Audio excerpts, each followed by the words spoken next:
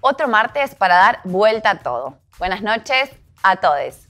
Hoy vamos a hablar sobre extractivismo. La realidad es que hemos hablado mucho sobre el avance de la frontera sojera, del negocio de la industria agroganadera, el fracking, la megaminería. Pero, ¿qué pasa en las ciudades? ¿Cómo avanza el extractivismo urbano? Los negociados. Bueno, de eso vamos a hablar hoy. Y además, haremos un análisis sobre la situación y para qué nos tenemos que preparar quienes nos organizamos para cambiar de raíz este sistema desigual. Y como siempre, esperamos la recomendación de abril, agenda, algunas cositas más. Empecemos. Nos prenden fuego, nos hunden, nos esclavizan, nos enferman, nos reprimen, nos silencian, nos ocultan, nos persiguen, nos niegan, nos mienten. La voz de los de abajo no se calla. Periodismo de izquierda. Tomamos partido para dar vuelta a todo.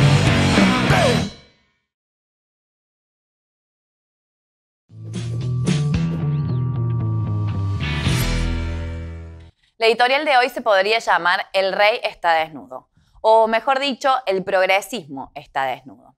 El escritor danés Andersen, en su cuento también conocido como El traje nuevo del emperador, relata la historia de un emperador al que le hicieron creer que llevaba un traje majestuoso. Se lo hicieron creer a él y a todo el pueblo que el emperador estaba vestido. Hasta que un niño en el medio del desfile gritó: "El rey está desnudo". Y así se terminó de aceptar lo que era obvio. No había traje, no había nada.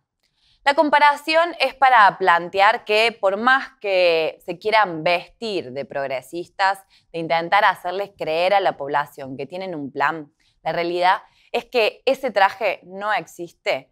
Y desde acá nos animamos a gritar, como ese niño: el gobierno, el progresismo está desnudo. No hay traje, no hay nada de progresismo y las medidas son de manotazo y de ahogado. Y las decisiones son para favorecer a los grandes grupos económicos y dar señales a los bonistas y al FMI.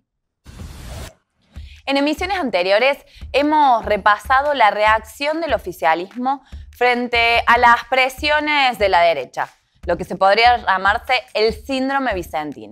Y la reacción fue cederles en todo. A la patronal LATAM, a los bonistas, a los pools de siembra, a los sojeros que le bajan las retenciones, a la bonaerense que extorsiona y se le da todo. Es decir, siempre que estos sectores privilegiados golpearon la mesa, el gobierno cedió. Pero desde hace unos meses se viene expresando otro actor con mucha fuerza en la realidad, y es la clase trabajadora, los sectores populares. Y por más que los grandes medios sigan empecinados en mostrar y agrandar las acciones de la derecha y pasear por los programas de televisión a sus payasos mediáticos, las luchas de las y los de abajo para no pagar esta crisis ya son inocultables. Solo para nombrar algunas de estas luchas, empiezo con la que lleva adelante todo el colectivo de salud, con enfermería a la cabeza, como es en el caso de Capital, pero también lo vienen haciendo en distintas provincias, porque desde el gobierno nacional, como también los distintos gobernadores, mantienen a todo el personal de salud, a pesar de la pandemia, con condiciones laborales completamente lamentables. Y una muestra de esa lucha son quienes vienen manteniendo una campa en Misiones desde hace más de un mes. Son también las familias de las distintas tomas, la de Guernica, la de Los Ceibos y cuantas más en el conurbano, pero también en el resto del país, como es en el caso de Río Negro, de Cipolletti, miles de familias luchando por un pedacito de tierra para vivir. Son así también las y los trabajadores de la TAM, que vienen hace más de 6 meses peleando contra la patronal, contra las direcciones sindicales enfeudadas al oficialismo nacional, que los ha dejado completamente solos. Por eso se organizan desde las bases y ya preparan nuevas acciones de escala superior para seguir defendiendo sus fuentes de trabajo. Son las expresiones de lucha autoconvocada, que va desde la UTA, con expresiones de lucha en todo el país, hasta los últimos días en la UAM, en donde en distintas fábricas se fueron organizando frente a la firma de un acuerdo a la baja firmado por nada más ni nada menos que por Caló. También son las y los trabajadores estatales que rechazaron el miserable 7% de aumento y obligaron a la conducción de ATE, alineada también al gobierno, a llamar a un paro y una movilización. Son las y los repartidores que fueron a un paro internacional y así podría seguir con más sectores de trabajadoras y trabajadores que están luchando. Pero acá lo determinante para analizar la situación y ver qué hacer es justamente ver cómo está reaccionando el oficialismo frente a las luchas de la clase trabajadora. Y está haciendo lo opuesto a ceder. A la clase trabajadora ajusta, con paritarias de hambre.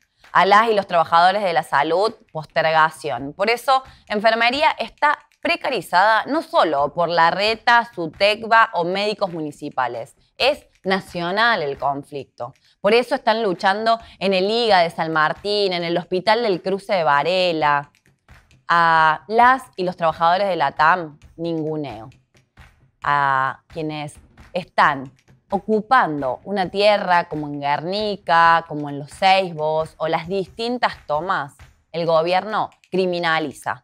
O es el colmo tener que escuchar el macartismo que encabeza Larroque, uno de los fundadores de la Cámpora, que mientras sus legisladores acá en Capital denuncian la venta de Costa Salguero en Guernica o en Los Ceibos, criminaliza a las familias con el único objetivo de garantizar el desarrollismo inmobiliario que construye barrios privados para la valorización capitalista.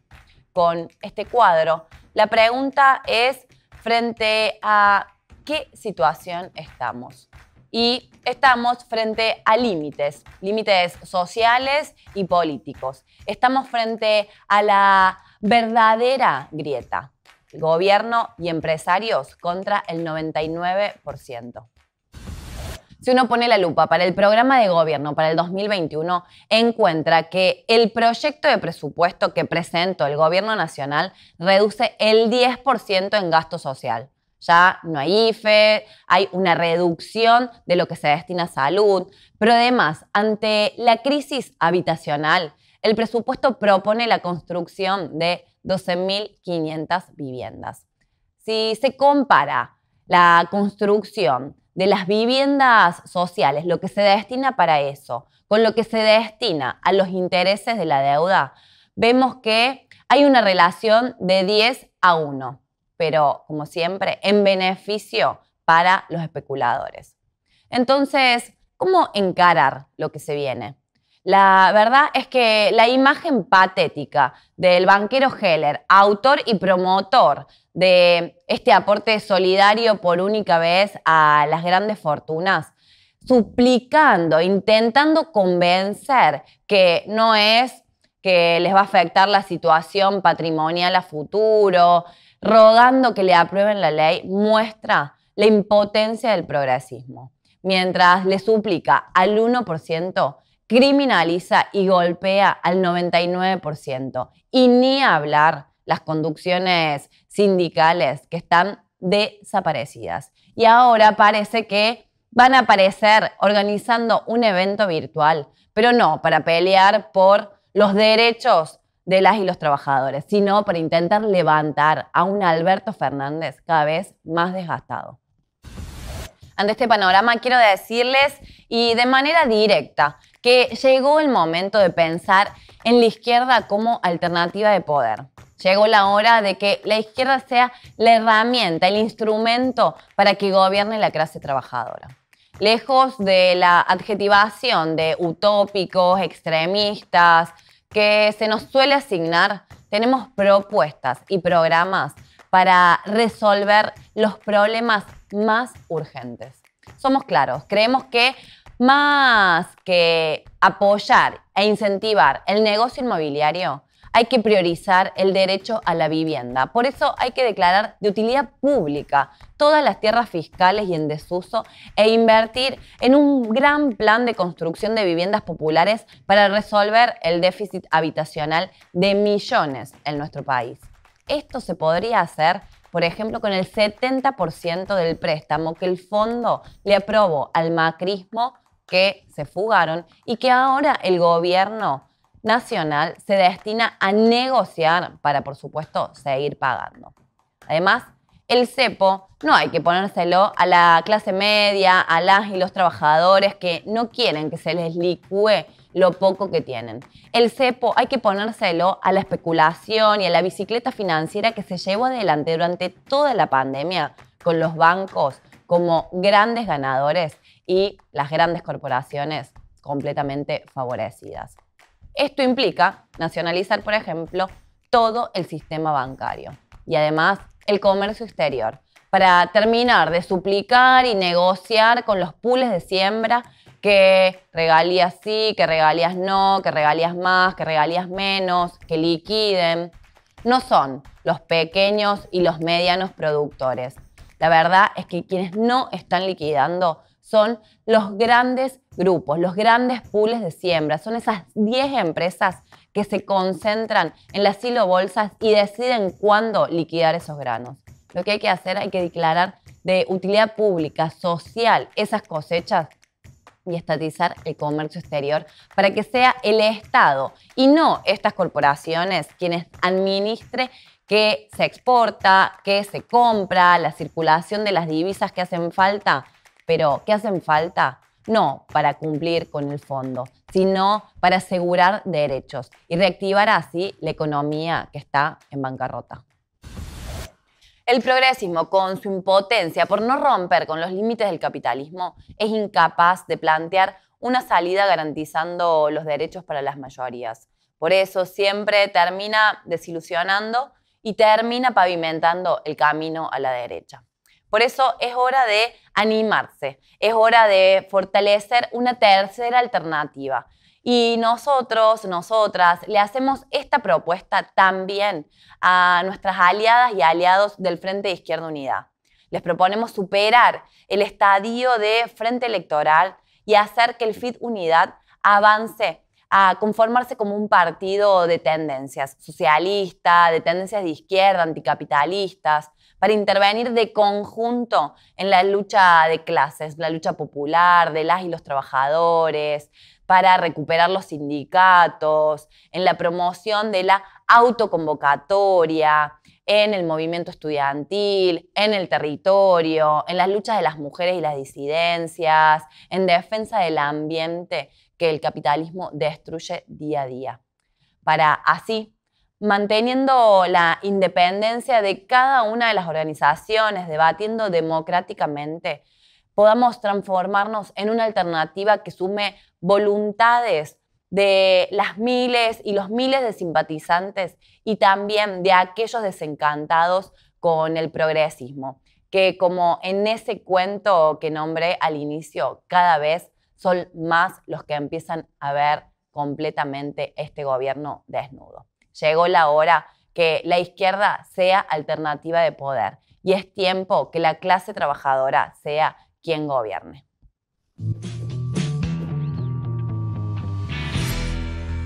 Seguinos en todas las redes sociales del MST Argentina. Activa la campanita de notificaciones y acordate que podés dejar tu opinión o sugerencia en la caja de comentarios. Hacinamiento, déficit habitacional, contaminación del aire, mucho cemento, torres, rascacielos, junto con inmensos asentamientos precarios, desigualdad social y en pandemia los epicentros de los contagios. Las ciudades, a pesar de haber sido la cuna de la civilización, con el capitalismo se han convertido más que nunca en todo un símbolo de la decadencia. Veamos la historia. Si queremos buscar una imagen que concentre toda la desigualdad que genera el sistema, no hay mejor opción que ver alguna de las grandes ciudades del mundo. Como todo en el capitalismo, el espacio urbano se ha convertido en zona de sacrificio del lucro. ¿Cómo llegamos a esto? Las ciudades en el mundo experimentaron un primer boom al ritmo de la revolución industrial. Sin embargo, la mayoría de las poblaciones seguía viviendo en entornos rurales hasta entrado el siglo XX. Y fue en la segunda mitad del siglo pasado, luego de la Segunda Guerra Mundial, cuando ocurrió la mayor transformación demográfica en toda la historia. Un proceso de industrialización en el llamado Tercer Mundo y la generalización de la agricultura industrial generaron que la población rural en todo el planeta se reduzca a porcentajes marginales, mientras que los habitantes de las ciudades crecieron exponencialmente, siendo la mano de obra desposeída para la industria. Este cambio modificó la geografía de las ciudades en todo el mundo. Surgieron barrios populares en las periferias, que en su mayoría carecían de infraestructura y recursos básicos como agua potable, cloacas o luz, generando un notorio contraste social. En nuestro país esto se vio en la migración interna hacia Buenos Aires y el poblamiento del conurbano bonaerense bajo la presidencia de Perón. Este crecimiento de la población urbana continuó ininterrumpidamente, y hoy solo el 7% de la población argentina vive en el ámbito rural. Pero en los últimos 30 años se fue desarrollando un modelo que considera el espacio público y los recursos de las ciudades como un negocio, el extractivismo urbano. Desde entonces, en Buenos Aires y las principales ciudades de Argentina, se multiplicaron las construcciones de lujo como refugio especulativo del capital. Al mismo tiempo, la cementación urbana avanza sin límite. La reducción de espacios verdes y la creciente presencia del cemento en las ciudades provoca en términos sociales la profundización de la crisis habitacional a gran escala y, por otra parte, afecta al ambiente por doble vía. Aumenta la temperatura y colapsa la capacidad de absorción de agua ante lluvias intensas por encima de los valores históricos como resultado de la alteración climática planetaria. Los beneficiarios son un puñado de corporaciones como el Grupo IRSA y las grandes inmobiliarias a costa del deterioro de nuestras condiciones de vida. Hoy es más necesario que nunca pelear por algo básico, elemental, el derecho a disfrutar de la ciudad, a una tierra para vivir, que el capitalismo extractivista degrada. La situación en las ciudades que vimos en el micro es, por supuesto, un debate ideológico y político sobre el hábitat y las formas de producción. Pero fundamentalmente es un problema concreto, medible y aterrador cuando bajamos ese debate a tierra, cuando pasa de ser un debate técnico a miles viviendo en condiciones insalubres, cuando falta el agua durante semanas en el medio de una pandemia, cuando las inundaciones golpean siempre más a los más vulnerables, cuando tenemos una ciudad llena de casas sin gente y gente sin casas. Ahora veamos más en profundidad la situación actual.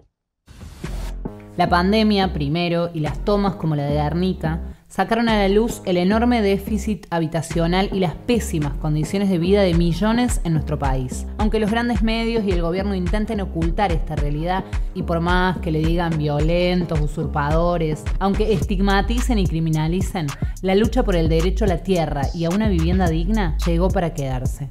Y como si fuera poco, la Reta en la ciudad aprobó la venta de terrenos de Costa Salguero, frente al río, para la especulación inmobiliaria. La lógica del lucro capitalista y su modalidad de extractivismo urbano en particular deja números que hablan por sí solos. Actualmente 3.300.000 personas tienen problemas habitacionales, de los cuales casi 1,5 millones están en situación de calle y 2 millones viven en condiciones de alta precariedad. Y se estima que viven alrededor de 4 millones de personas en las 4.500 villas que hay a lo largo del país. Esta situación, agravada por la pandemia, obligó al gobierno nacional y a Kicillof a presentar un plan de construcción de viviendas sociales. El plan que presentó en el presupuesto 2021 proyecta la construcción de 12.500 viviendas. Sí, escuchaste bien, no le falta ni 2 ceros ni un 1, solo 12.500 viviendas. Esto representa solo el 1% de lo que hace falta, una miseria. Pero el cuadro es más grave si hablamos de que existen alrededor de 1.000 countries y barrios privados en la provincia de Buenos Aires. Y así como la sociedad anónima que dice ser dueña de los terrenos en Guernica está flojísima de papeles, la mitad de los countries tiene la documentación adulterada en su zonificación para evadir impuestos. Al mismo tiempo, en Cava existen 138.000 viviendas sin habitar, ociosas, que se construyen solo como reserva de valor de los capitalistas y que contrasta mucho con la cantidad de personas que viven en las villas de la ciudad. Además, un estudio reciente indicó que los alquileres este año subieron el doble de lo que subió la inflación. Y para colmo, existen solo 6 metros cuadrados de espacio verde por habitante, la mitad del mínimo que recomienda la ONU. Pero Larreta sigue agregando cemento. Hoy, además de apoyar a los vecinos de Guernica y repudiar el desalojo, es más urgente que nunca luchar por otro modelo de ciudad, para que la disfruten las mayorías, que no estén colonizadas por la lógica de la ganancia, sino que estén basadas en priorizar lo público, donde tener un techo para vivir no sea un lujo, sino un derecho. Y el rechazo a la venta de los terrenos en Costa Salguero es otro capítulo de esta pelea. Entre estas 4 paredes de la legislatura, el gobierno de Rodríguez Larreta quiere hacer votar un nuevo intento de privatización de la ciudad, vendiendo los terrenos de Costa Salguero, privatizando y cementando la costa y muchísimos otros terrenos en detrimento de nuestros espacios verdes. No alcanza solamente con oponerse con discursos dentro de la legislatura. Lo que deberían estar haciendo las fuerzas que dicen oponerse a este proyecto es estar en la calle, como lo está haciendo hoy la Red Ecosocialista y el MST, coordinando y en unidad, para que este gobierno no avance en estos proyectos que son faraónicos, que no utiliza nadie, mientras hay un déficit habitacional enorme. Por eso vamos a seguir acá todas las veces que sea necesaria, dando la batalla hasta el final, porque sabemos que los derechos de toda la población no están en cuarentena. Hace semanas que estamos pendientes de Guernica. Más allá que en las últimas semanas se suspendió el desalojo, esta semana hay una nueva fecha y seguimos sin ningún tipo de solución real para las más de 2.500 familias, las 3.000 niñas que están luchando por el derecho tan básico a una vivienda digna. Mientras tanto, los representantes, los gobiernos, sí defienden los intereses de un puñado, de un sector ínfimo, que garantiza sus negociados por sobre las familias y teniendo en cuenta que ni siquiera pueden comprobar fehacientemente la propiedad de estas tierras. Para hablar de esto, vamos a estar en comunicación ahora mismo con Eduardo Suárez. Él es abogado, es parte de la gremial de abogados y abogadas que son quienes están representando a las familias de Guernica y seguro va a tener mucho para aportar sobre este tema. Hola, Negro. Muchísimas gracias por estos minutos. Hola, Cele querida, a vos, a tu audiencia, un abrazo grande, un saludo. Dale, gracias. Gracias. Bueno, lo primero que me interesaba es que nos cuentes cuáles son los intereses que hay atrás de las tierras que han recuperado las vecinas y los vecinos de Guernica y cuál es el rol que está jugando la intendenta. Te escuché la otra vez en una conferencia de prensa que lo explicaste bárbaro y me gustaría que toda la audiencia escuche también fundamentalmente sobre estos debates sobre la propiedad de la tierra y demás. Bueno, un poco para que la audiencia entienda, me voy un poquito más atrás. Nosotros somos 45 millones de seres humanos en la Argentina viviendo, con casi un 60% bajo la línea de pobreza. Y de eso, más de la mitad son indigentes.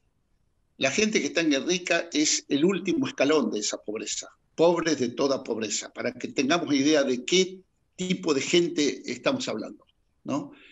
Por otro lado, nosotros alimentamos 500 millones de seres humanos en el mundo con nuestros productos. Y tenemos un país extendido a lo largo y a lo ancho con millones de hectáreas vacías. Achicando esa visión, en la Argentina, en Buenos Aires o en las grandes ciudades, hay decenas, cientos de hectáreas vacías, improductivas. Y lo que hemos visto en el último tiempo, producto de la crisis del capitalismo, que por un lado centraliza la riqueza y expande la pobreza, lo que vamos a encontrar es una pirámide con pocos ricos y muchos pobres. Esos pocos ricos se hacen básicamente de los recursos naturales, pero también de la tierra. Se hacen de la tierra. Y hay muchísima tierra no ocupada en los grandes centros urbanos que están reservadas para la expansión de la riqueza y no para la contención de la pobreza. Nosotros tenemos dicho que el sistema capitalista es un sistema cruel, injusto, el sistema más cruel que hemos conocido en la historia de la humanidad. Y por lo tanto, un sistema cruel e injusto no puede dar leyes justas, ni jueces justos, ni fiscales justos. Y esto es importante que la audiencia lo conozca, porque tiene que ver con la ulterior respuesta a la pregunta que vos me hacés. Porque esto no se puede hacer si no hay una infraestructura jurídica, judicial, que avale todas estas cosas. Entonces, la imagen que yo voy a mostrar de Guernica es la de montones de lugares del Gran Buenos Aires, del Gran Rosario, del Gran Córdoba, de Bariloche y de montones de lugares así. En algunos lugares la gremial de abogados está trabajando y en otros no estamos, pero recibimos información al día. Guernica está rodeada por countries de alto nivel. Countries que a su vez también son en muchos casos tomas, pero son tomas producidas por los ricos, por las grandes empresas inmobiliarias, ¿no? Tomas VIP. Claro, exactamente. Ese predio que está hoy ocupado insisto, para que tu audiencia lo considere, estamos hablando del nivel más bajo de la pobreza, Cele, querida, del nivel más bajo, del último grado de la pobreza en la Argentina, del desesperado. Estamos hablando de madres con hijos que están solas porque huyen de la violencia de género. Estamos hablando de matrimonios con muchos hijos, producto de la desesperación, de la desocupación, de los alquileres que no se pueden pagar. Es decir, estamos hablando del último nivel de la indigencia. Alrededor de Guernica hay, como te dije, 18 campos de altísimo nivel. Y estamos hablando también de un terreno que no fue ocupado ni tuvo ninguna autoridad en los últimos 40, 50 años. Si existe un titular del dominio, está muerto, no existe más, ni hay sucesores, ni hay ningún tipo de herederos que puedan pretender esa tierra. Arriba de esa tierra, que gran parte son humedales, y ustedes los habrán visto por las tomas de televisión, arriba de esa tierra, hasta que esta gente ocupó el terreno, no había nada, ni animales, ni plantíos, no había plantaciones, no había depósitos, no había nada. Y entonces yo hago un paréntesis, que también lo habíamos explicado el día que vos haces referencia, hago un paréntesis para que la gente entienda y pueda tener elementos cuando los medios hegemónicos le dicen son usurpadores. Hay casos que son usurpadores, no es el caso de Guernica. Hay algunos pocos casos, muy pocos casos que son usurpadores, muy pocos. La gran mayoría son ocupantes, que es distinto. La usurpación es un delito, y es un delito que se constituye, dando un ejemplo, si vos tenés un terreno y estás arriba del terreno, aunque no tengas un título sobre ese terreno, yo voy y te saco patadas. Entonces, estoy usurpando tu terreno. No importa si vos tenés o no título, porque yo para sacarte tengo que recurrir a la ley, tengo que hacer tu juicio. También se constituye si vos no estás en el terreno, pero tenés un título de propiedad sobre el terreno, y entonces yo lo ocupo, y aunque vos no estés, porque tu terreno está en Mar del Plata, yo voy, me entro en tu terreno, y aunque vos no estés, estoy usurpando. Ninguna de estas situaciones se dio en Guernica, porque nadie que reclama terreno ha acreditado que es dueño, o que tiene una voluntad, o que estaba arriba del terreno. Nadie, absolutamente nadie. Y a su vez era un terreno que estaba vacío en los últimos 50 años. Entonces, esto te digo a vos, querida, y a la audiencia, para que puedan tener elementos cuando se plantan, a veces con gente que no tiene idea, pero a veces con gente con muy mala fe, sobre todo los medios. muy mala fe. Los grandes medios hegemónicos con muy mala fe hablan de eso. Lo mismo pasa con las comunidades mapuche, ¿no? Los mapuches dicen que el Parque Nacional se creó en 1934. Y nos viene a decir que los usurpadores somos nosotros, que vivimos ahí, tenemos los muertos, 4 generaciones de loncos y de machis muertos ahí en Mascardi, y nos dice que nosotros somos los usurpadores. Y ustedes se crearon, como persona jurídica se crearon en 1934, ayer prácticamente. Bueno, esto es más o menos parecido, ¿no? Entonces, ahí es donde aparecen los intereses. Ahí es donde aparece, y Guernica, te aseguro, Cele querida, te aseguro que no es distinto a otros partidos del Gran Buenos Aires. Ahí es donde aparecen los grandes intereses y también el alto nivel de iniciativa política que tiene esta casta, que son los intendentes de básicamente la tercera sección electoral, pero en general los intendentes del Gran Buenos Aires, los intendentes del PJ, porque hay que decirlo con nombre y apellido, son los intendentes del Partido Justicialista, del partido de gobierno, y sus equivalentes en la Argentina, que serían los gobernadores. Serían un Gioja en Formosa, un Capitanich en Chaco. Es lo que sería hoy Blanca Cantero en Guernica, Watson en Varela o cualquiera de ellos. O Espinosa en La Matanza, que es uno de los peores. Es decir, tienen una ideología muy clasista, ¿no? Ni siquiera tienen ese concepto del viejo peronismo del 45, que aunque tuviera connotaciones de derecha, podía aspirar a ese 50-50. No, estos tipos son señores feudales que están hace 40 años ahí, ellos, sus parientes, sus punteros, entonces son dueños de vidas y haciendas, son dueños de la justicia y sobre todo son dueños de la fuerza de seguridad. Una de las críticas que hay 2 críticas que uno le puede hacer a Bernie. Una crítica a esto, esa boludez, el autoritarismo, pero hay otra, que es que no controla siquiera su propia fuerza. Sus altos jefes policiales en los distintos distritos no le responden a Bernie, ni a los jueces, le responden a los intendentes. Entonces, ajustando un poco más la óptica y yendo específicamente a Guernica, nosotros tuvimos una sola reunión con la intendenta, y la verdad que muy desagradable, muy dura, porque la intendenta se paró frente a nosotros en una supuesta mesa de diálogo, 2 veces se levantó para irse y la tuvieron que agarrar sus funcionarios, un destrato sobre todas las compañeras, un destrato de lo peor.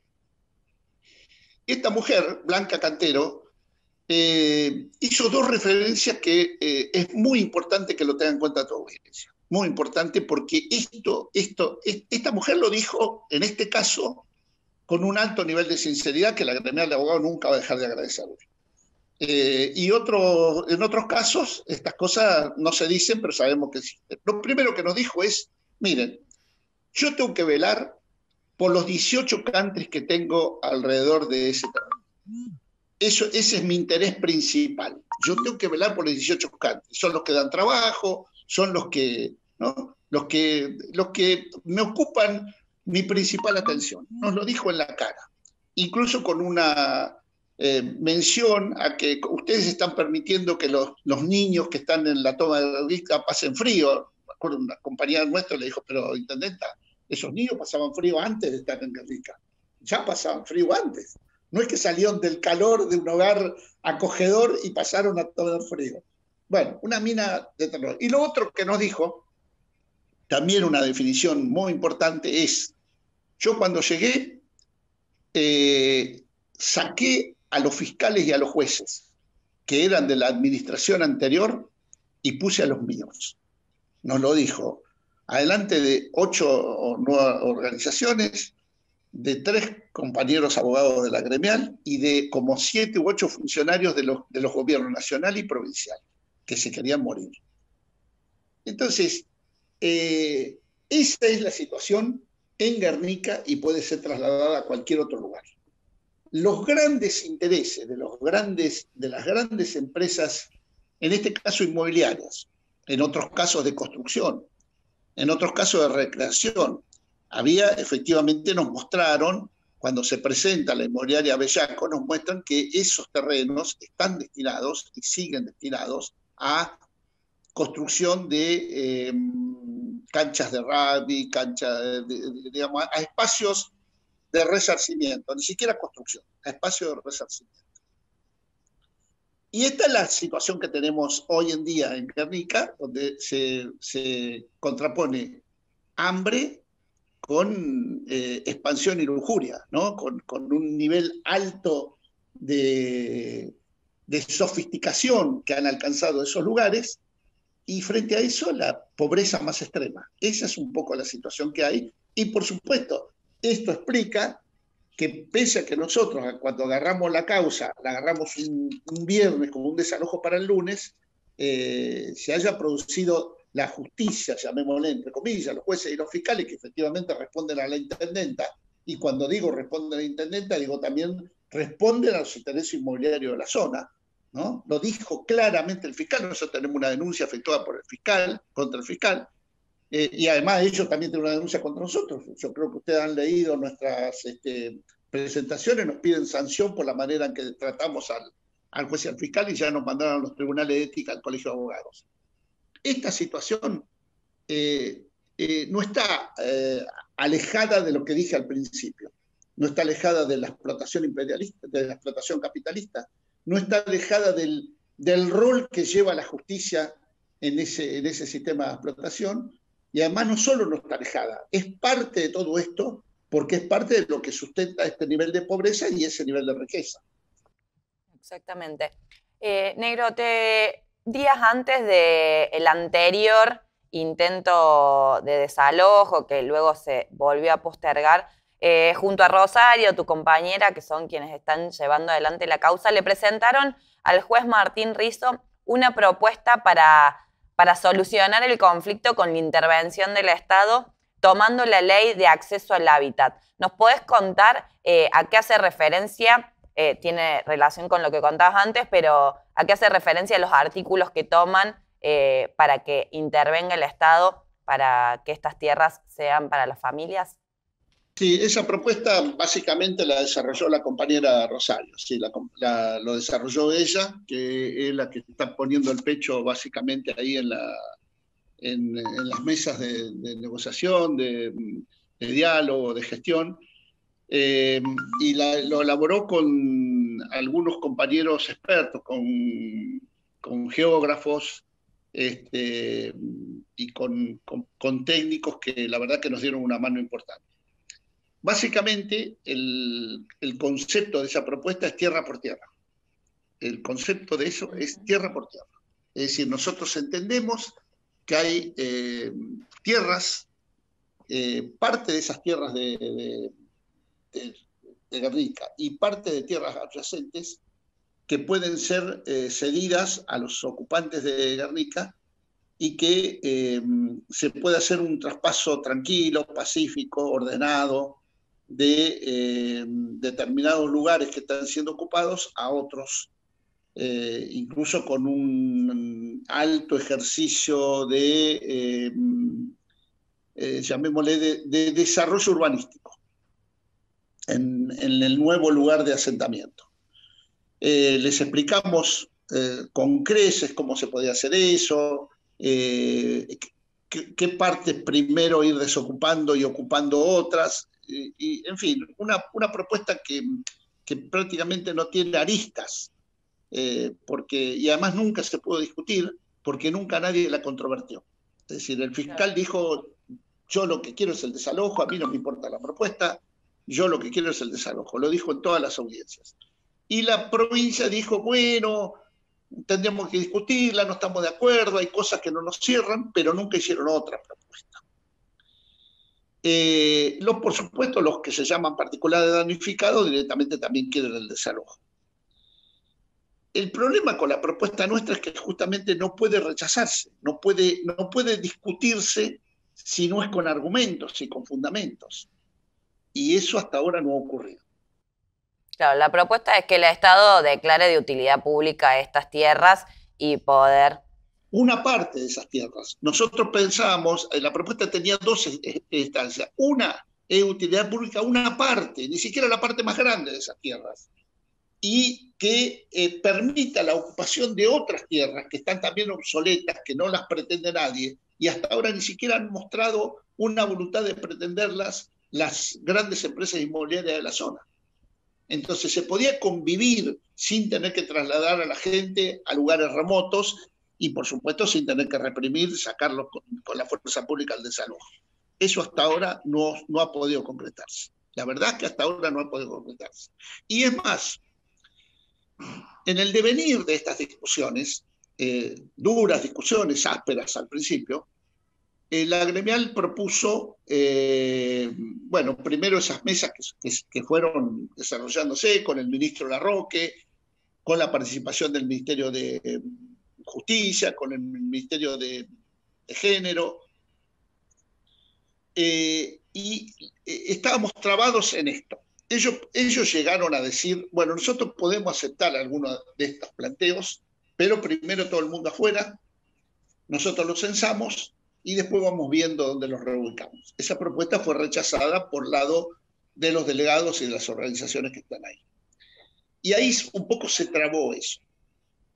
Cuando empezamos a acercar acuerdos, el problema que se presentó fue que aunque nosotros aceptáramos, esta vez limados un poquito los acuerdos, y llegado el caso que nosotros pudiéramos aceptarlos, con muchas reservas en la redacción de los acuerdos, para que no dejen de cumplirse. Habíamos planteado garantes como Adolfo, Norita, que fueran garantes de esos acuerdos. El problema que tenemos es que ellos no nos muestran nuevas ofertas, no nos dicen dónde.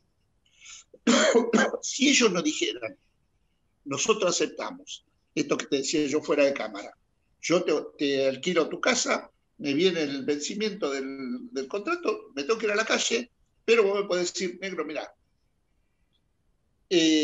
hasta que vos consigas nueva casa, te vas a tal lugar. Y lo firmamos, lo especificamos. Eso no se ha producido. Y eso es lo que traba hoy el acuerdo con esta gente. No podemos dar ese último paso a un acuerdo porque ellos no dicen a dónde. Y nosotros no podemos mandar a la gente a la nada. Ese es el problema que tenemos. Exactamente, no hay una solución. Va a la nada. Exactamente. Bueno, negro, te hago la última, ya que estamos a muy poquitos días, donde se espera, digamos, o es la fecha para el próximo, la orden del desalojo. ¿Qué están esperando? ¿Cómo se viene? ¿Qué están discutiendo? Bueno, la gremial, vos lo sabés, la gremial no es una organización política ni una organización de lucha, más allá de que cada uno de nosotros tengamos nuestros espacios, nuestra militancia. La gremial es una organización de solidaridad y pone todo lo que puede, con nuestras limitaciones, que son muchas, en la medida de nuestras posibilidades, para aportar a esas luchas. ¿Cómo van a pelear o cómo van a resistir los compañeros que están en Guernica? Es una cuestión de ellos, de sus delegados, de sus conducciones y de las organizaciones que los están representando. La gremial, lo que ya tiene dicho, en este caso, como en el caso de los conflictos mapuche, como en todo conflicto donde la gremial está, es hacemos un esfuerzo sobrehumano para que las cosas no se tengan que resolver con el Código Penal, para que las cosas no se tengan que resolver por la violencia, para que se resuelvan en mesas de negociaciones. Pero cuando eso no ocurre, cuando esas mesas se rompen, la gremial va a estar siempre del lado de los poseídos, de los perseguidos, de los represaliados, de los reprimidos. Cualquiera sea el método de lucha que utilicen, ellos sabrán cómo resistir y resistan como resistan. Hagan lo que hagan, de la manera en que ellos se entiendan como grupo, como cuerpo delegado, como organizaciones políticas que están ahí, en sus asambleas, en sus formas que tengan para resolver. Resuelvan lo que resuelvan. peleen como peleen, la gremial va a estar ahí. Y en algunos casos, a veces, algunos de la gremial han estado tan cerca que vamos en cara. Entonces, vamos a estar ahí, vamos a estar colaborando, ayudando. Esperemos que, llegado el caso, el gobierno reflexione y también, por supuesto, las organizaciones políticas que están conduciendo y sociales que están conduciendo tengan también la suficiente ductilidad y flexibilidad también como para ponerse de una manera tal que evite el desalojo, pero llegado el caso y peleen como peleen, nosotros vamos a estar ahí siempre. Eso es lo que va a pasar. Ha quedado claro en todas sus intervenciones y bueno, y por supuesto ahí estaremos acompañando lo que decían las familias de Guernica. Muchísimas gracias, Negros, por estos minutos. Te mando un abrazo grande y nos estamos viendo en la lucha. Beso grande, y les quería agradecer a ustedes porque sin compañeros como ustedes nuestro trabajo sería más jodido, no tengan la menor duda. Un abrazo grande. Te mando un abrazo enorme, Negro. Bueno, como vemos, soluciones hay. Lo que falta es voluntad política para avanzar en garantizar el derecho para las mayorías, el derecho a una vivienda digna y no las ganancias y los negociados de unos pocos. Es por esto que vamos a seguir atentas, atentos, rodeando de solidaridad, como lo hicimos ayer, participando del encuentro que se realizó en Guernica junto a distintas organizaciones, representantes de las distintas tomas de la provincia de Buenos Aires. Y desde acá, por supuesto, vamos a seguir planteando que ahí vamos a estar para enfrentar el desalojo si se animan a hacerlo. Y como planteamos hoy, la ofensiva capitalista del cemento en las ciudades es la manifestación urbana de una modalidad de acumulación que conocemos y denunciamos porque es extractivismo, como lo es la megaminería en la cordillera, el fracking en la Patagonia o el monocultivo y los transgénicos en el campo. Por eso rechazamos esa lógica y luchamos por otra salida, sin especuladores ni corporaciones del saqueo contaminante.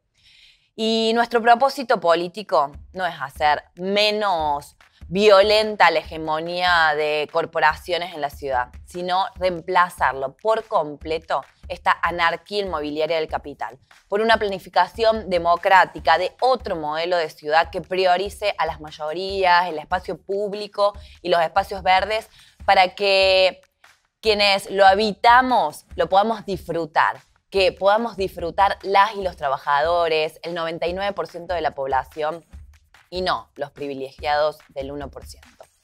Por eso, por ejemplo, nuestra propuesta es terminar con la cementación, quintuplicar los metros cuadrados de espacios verdes urbanos, que existan más corredores, más reservas, que se recuperen las costas de los ríos y no se vendan como acaba de hacer Rodríguez Larreta en la Ciudad Autónoma de Buenos Aires. Pero además tenemos que frenar también las demoliciones para defender así la identidad de los barrios frente a la construcción indiscriminada. Y por supuesto avanzar en planes de vivienda y urbanización de los barrios populares para que dejen de negarnos el derecho fundamental de vivir dignamente. ¿No te parece terrible que en ciudades llenas de viviendas vacías la gente vive en la calle o hacinadas? Bueno, para resolver los problemas habitacionales, una medida sería aumentar los impuestos a aquellas propiedades vacías que su único objetivo es la especulación. Quienes vivimos en las ciudades tenemos que ecoactivar contra el extractivismo urbano. Vamos a ver qué nos tiene hoy Abril.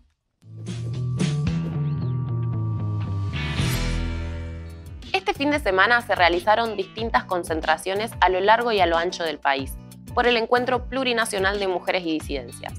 Porque la ola feminista global sigue su curso. Ocupa calles y plazas, despierta conciencias, sacude viejas estructuras patriarcales y del poder.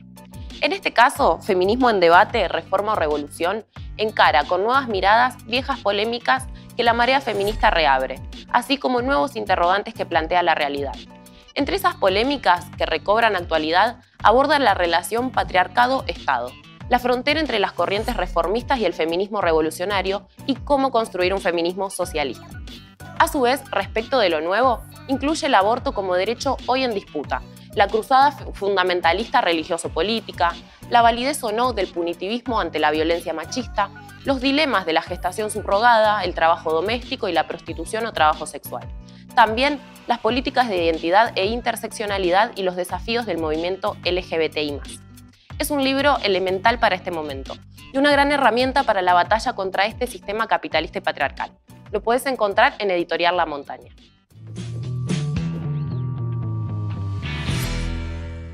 ¿Qué les puedo decir yo de este libro? Más que, si no lo tienen, tienen que contactarse con la Editorial La Montaña para tenerlo. Y si lo tienen, siempre es bueno recuperar, releer alguno de los capítulos, porque cada uno de ellos es imperdible en los debates actuales sobre el feminismo. Bueno, y llegamos al final. Y les cuento que, además de que ya la semana pasada fue súper movida, esta ya empezó con todo. Ayer estuvimos, como les decía antes, acompañando la lucha de las familias de Guernica y renovando todo nuestro compromiso contra el desalojo y contra la represión. Además, esta semana va a haber acciones de las y los compañeros de enfermería al frente del Congreso. También las y los trabajadores de la TAM siguen organizando y preparando nuevas acciones, esta vez contra el inicio de los vuelos en Ezeiza, porque lo dicen claro, la aerolínea no puede volar sin ellas y sin ellos. Por eso se van a movilizar. Y bueno, este jueves lo último que les digo es que hay una nueva emisión de Panorama Internacional, el programa de la Liga Internacional Socialista, que sale por los canales de YouTube y de Facebook. Nos encontramos la próxima semana para seguir planeando cómo dar vuelta a todo.